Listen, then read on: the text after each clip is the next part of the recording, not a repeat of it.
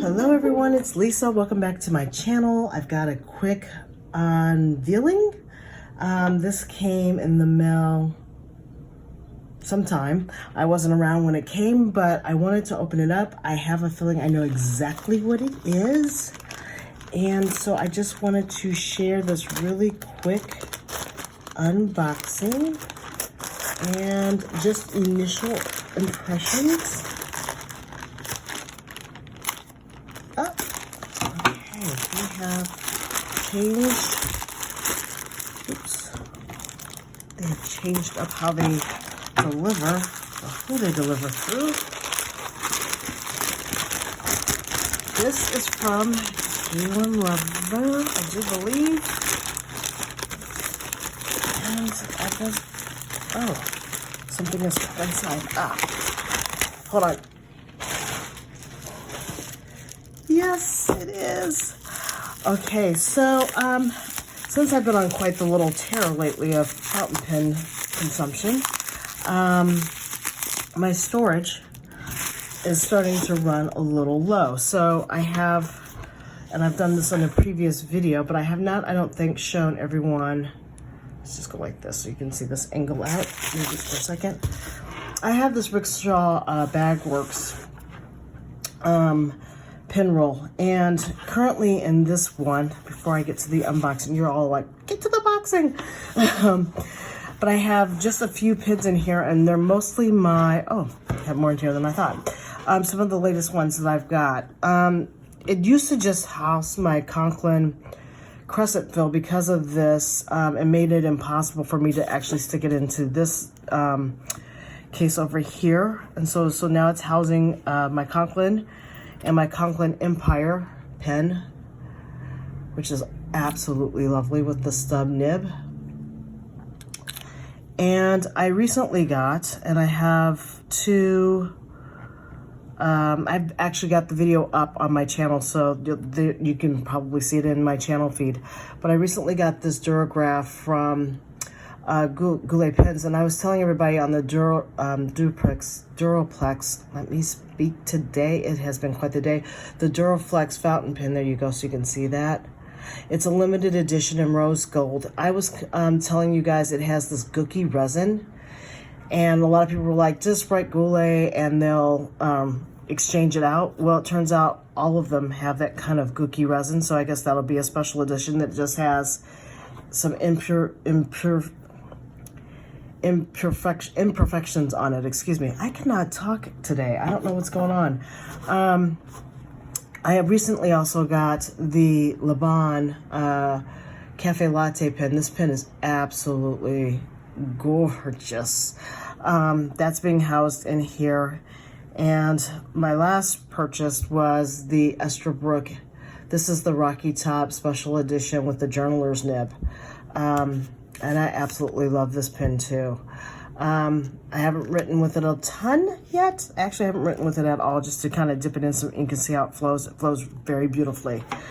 So those are the ones that are being housed into this Estabrook, but I'm starting to still run out of I cannot talk today. I am so sorry.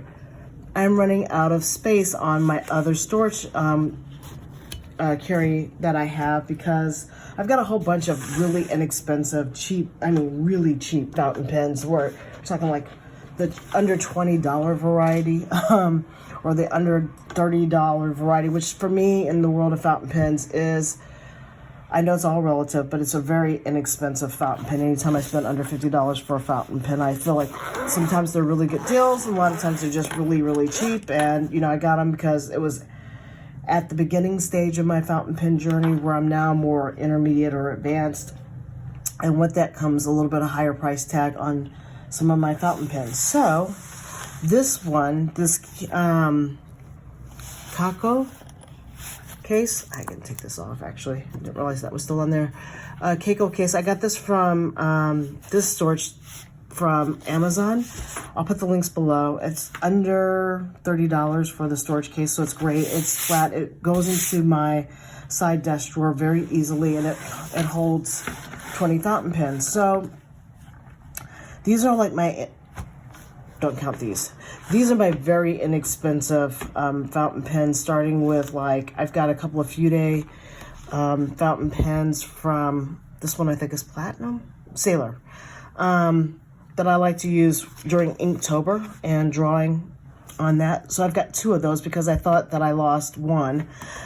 This was my very first fountain pen when I was getting into the entry of fountain pen. This is a Pilot Metropolitan in blue. I hate this pen. So it's great for travel. You know, I changed it out with a very inexpensive Pilot Pumex, and I used that one. So I'll just go like this.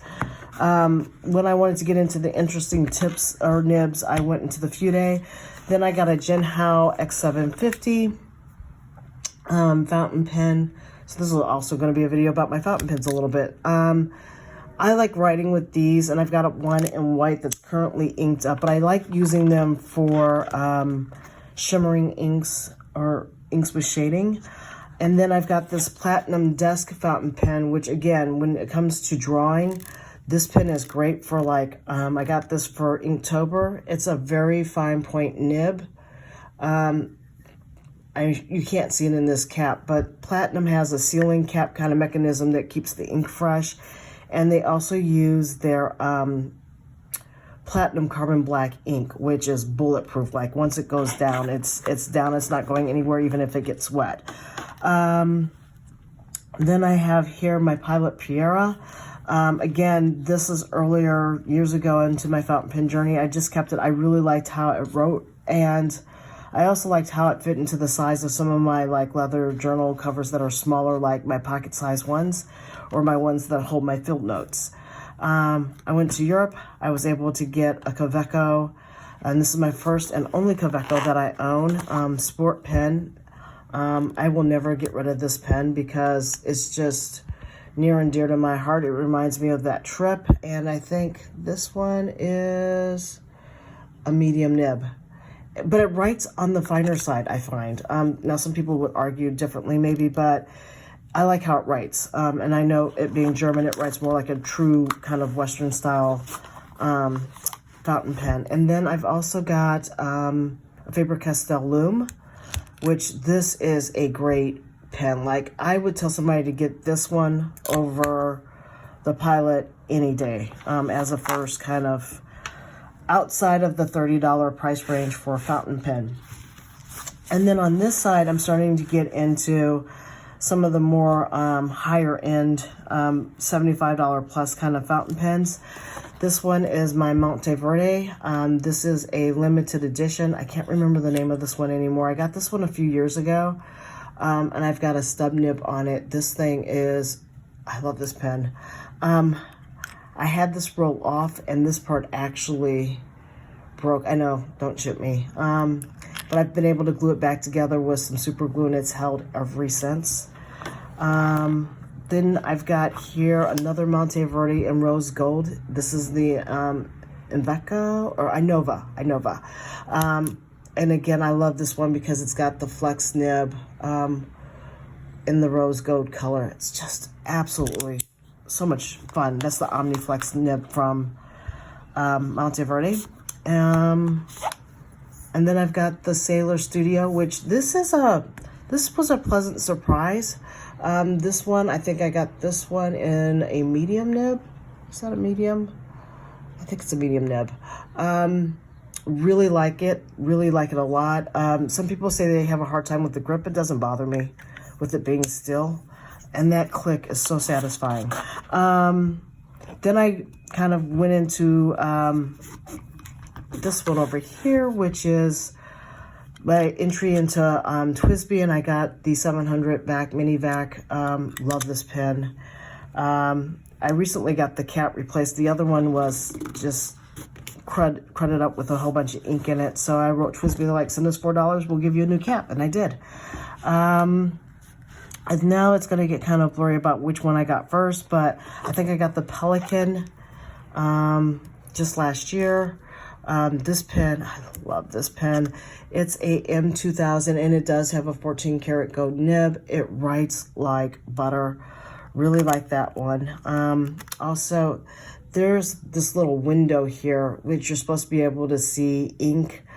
capacity. I don't think I would be able to see it in that opacity of that resin, but I could probably get a feel for it. Unfortunately, I've got a little bit of a cloudy day, so you're not getting the best of light, but it is natural light. My first Sailor, and this I got off of Amazon out of all places. I absolutely love this pen too, and it's another 14 karat gold nib, and I think this one is in a fine point. I think that's saying fine. Hold on just a second.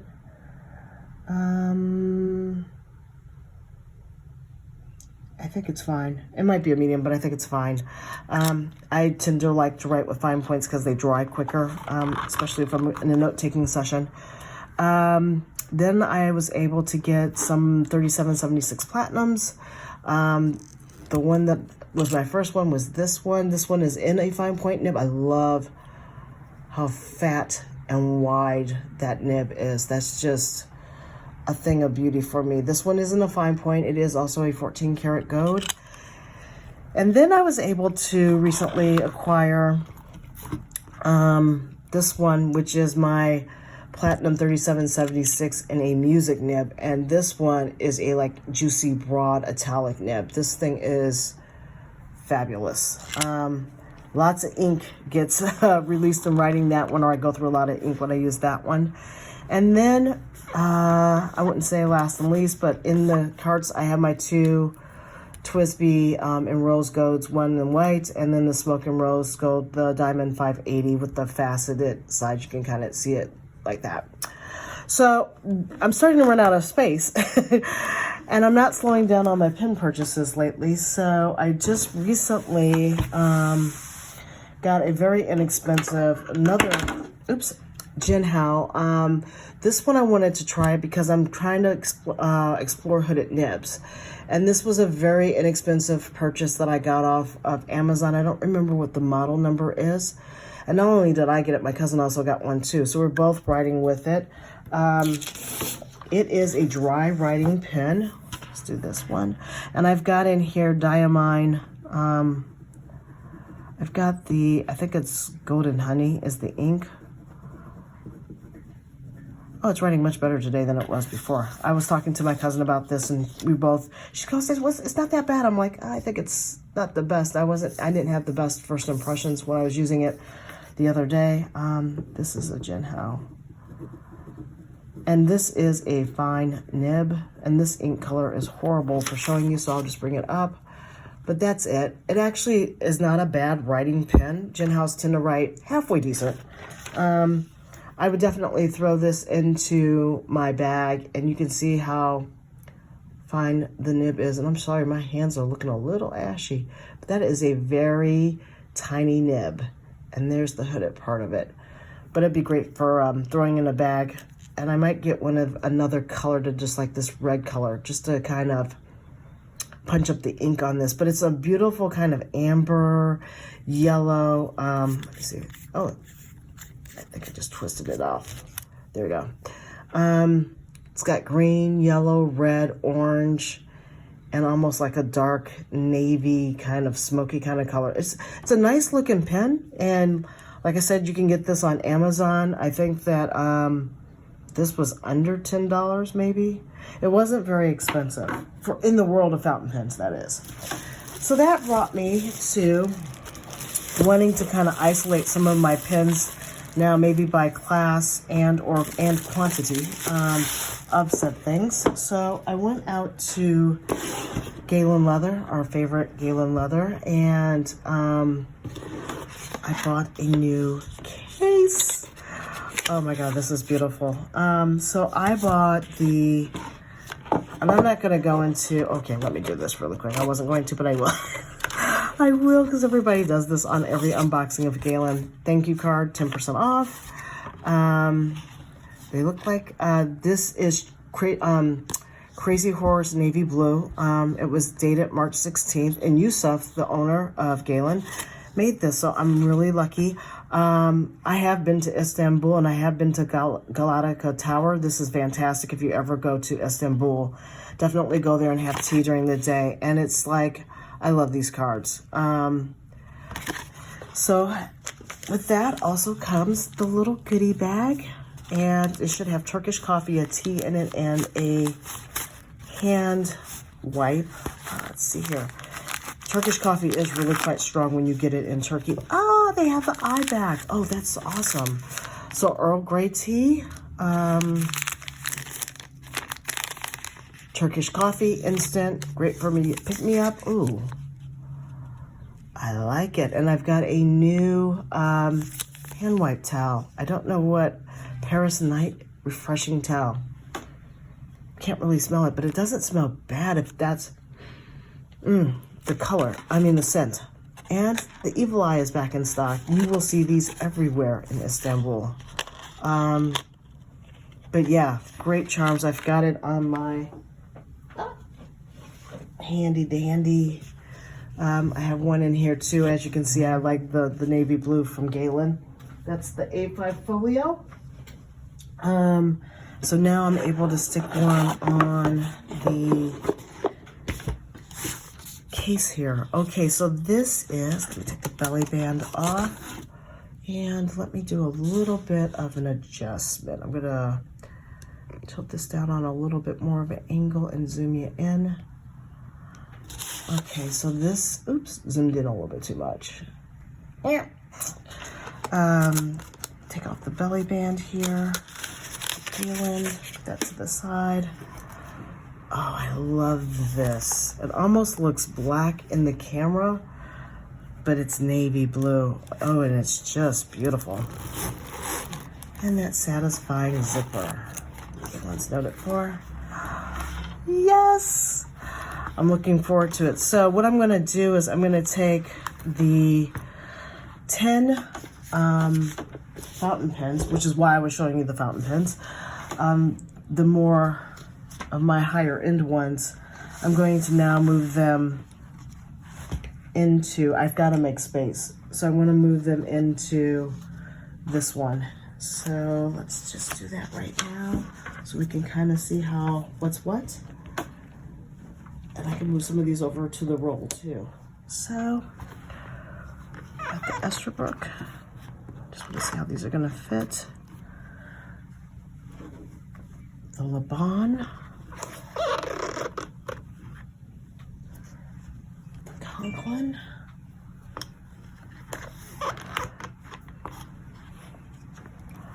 Oh yeah, we'll do the Platinums. I've got to save room in here for, I have currently got inked up my Zoom, my Sailor in a Zoom nib. I will put my, I'm sorry, I'm reaching across camera because I'm going around my tripod here.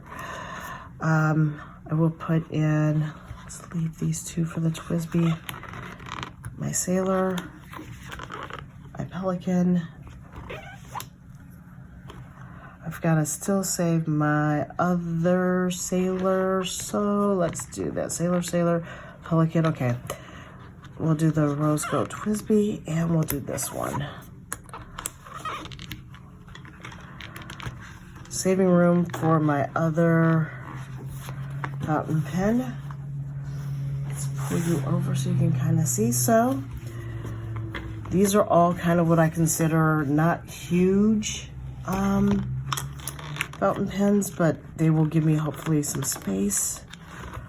And this one, the band is just being a little finicky. There we go. I think that'll work for all of them.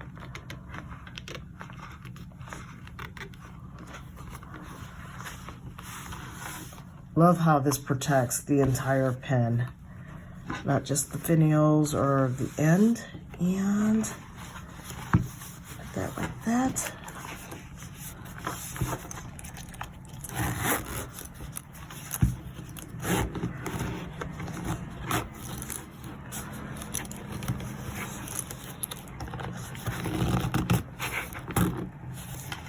Voila, perfect. Ah. That is very satisfying. And of course, we've got the embossing of Galen leather in the back. Oh, this is great. It's nice and compact too. So like if you ever wanted to take it with you on travel, not that taking 10 fountain pens is ideal, but if you really needed to, you could. Very happy with this purchase. Very satisfied with how it feels and how slim it is. I feel like my pens are protected. Oh, this is great. I've seen other people do these unboxings and I'm always like, yeah, that looks really, really nice. And it is really, really nice. I'm hoping that this part here doesn't come undone. It just seems like there's a little bit of a loose gap there with this pull. Hopefully that won't come undone, or maybe I can squish it down a little bit further, but I think that they have a pretty good warranty on their product and they would stand by to something that happened. So I'm very happy. 2 thumbs up on this for me. If you liked this unboxing, please give it a thumbs up. If you have any questions, leave them below and I'll get back to you as soon as possible. For everybody who's stopping by for the first time, thank you for stopping by. For everybody who's returning, thank you for coming back. And thank you for all the love and support. I hope everybody is well. Have a great day and I'll talk to you soon. Bye.